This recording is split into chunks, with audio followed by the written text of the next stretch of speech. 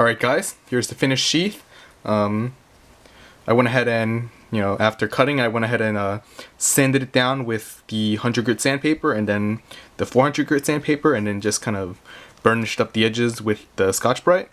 I'm not sure if you can tell, but from, the texture on the side of the sheath after sanding, because when I did cut, I cut around here and I kind of cut a little deeper in, and then I had to come back up to avoid hitting this rivet on the right side. And so I couldn't quite sand to there. At least I didn't really put as much elbow grease into it.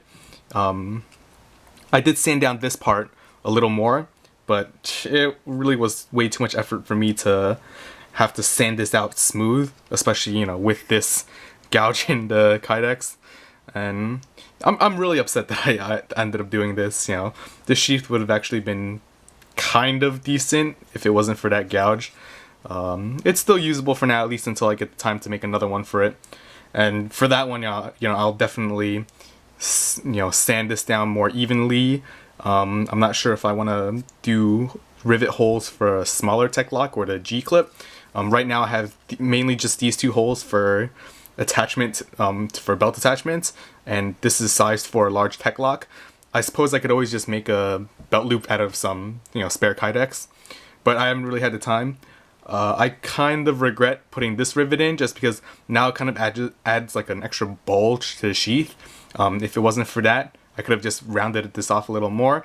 It hasn't really helped with the retention all that much. As you can still see, there is some in and out play, but it's not too bad. It's not really it's only really noticeable when I'm really tugging on it, but when I'm shaking the sheath around, there's no rattle. The retention is pretty good. I'd say it's pretty comparable with the old one.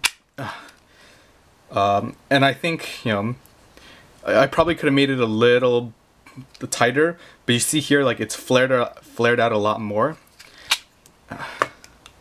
Right there, it's really flared out a lot more than what it has to be, and this back doesn't really go into this, cutout in the handle of the blade. So I'm not sure, maybe I'll apply some heat with the heat guns here, and I kind of press it in more for better retention. But for now, I'm actually pretty happy with the retention. I can definitely wear this as a neck knife and it won't fall out. One thing I was thinking about doing is actually cutting off more of this very end of the sheath, just to I want to try and get the sheath more like the original factory one. What I want to try to do is get as much of this finger groove exposed, because right now the way the sheath is here, this is the original Azula and not the extended handle Azula. So for me, my hands aren't exactly very large, but here you can see I can only really get a 3-finger grip on it, which, it's usable. It's not the most comfortable to grip because, when I do pull the knife out, I have practically half an inch left that I have to adjust my grip for in order to get a comfortable handle on the knife. And yeah, I was kind of thinking maybe I should have gotten the smaller rivets. I think they're 3/16 of an inch. And what I could have done is, for any belt attachments I wanted to do, I could always just drill holes into the Kydex and leave them as is. For the sheath that I got for my Spyderco Swick, let me just pull that and show you guys. I got a sheath made. This is the Spirit run of the Swick, and this run came without a sheath, and you basically had to get one custom made. This sheath was only actually, I think, $15, and the maker already had the knife. I don't remember who the maker was, but I know that he made a lot of the sheaths, at least especially for the prototypes for Spyderco. And so, he already had this knife and he just paid $15 for it. The shipping was included in that price. And, the sheath is actually really nice. There is some rattle in the sheath as well. And it's actually more noticeable than my sheath. When I shake it around, you can actually hear a rattle. But it retains very well. And the way he has it, the retention is, I think, perfect. To pull out, it's not very difficult, but it won't fall out.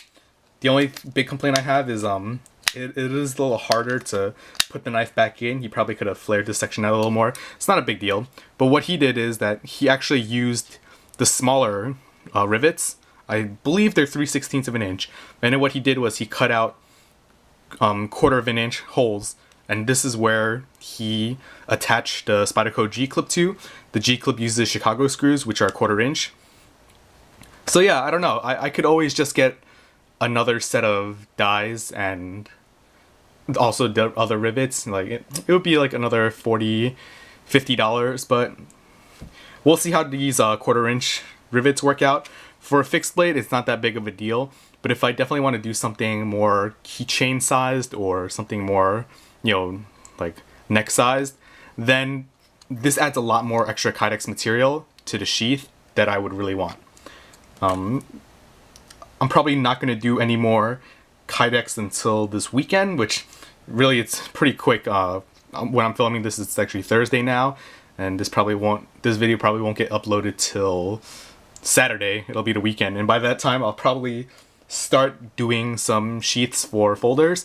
I do want to make a sheath for my Spyderco Delica. I also have a regular, an older style Delica, but that's waved.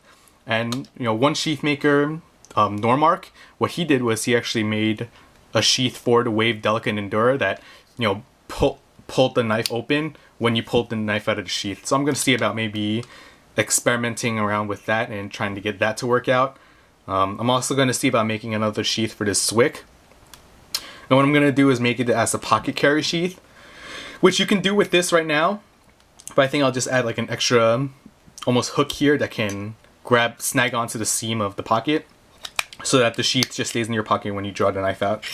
Anyway, hope you guys enjoyed, you know, this mini series of videos for me making my first sheath. I really do think that if I didn't mess it up, it wouldn't be too bad. I probably could have moved this rivet a little closer to the edge of the blade as well and evened this out a little better. But for a first try, I think it's pretty good and I'm pretty happy with the results. Anyway, hope you guys enjoyed these videos and thanks for watching.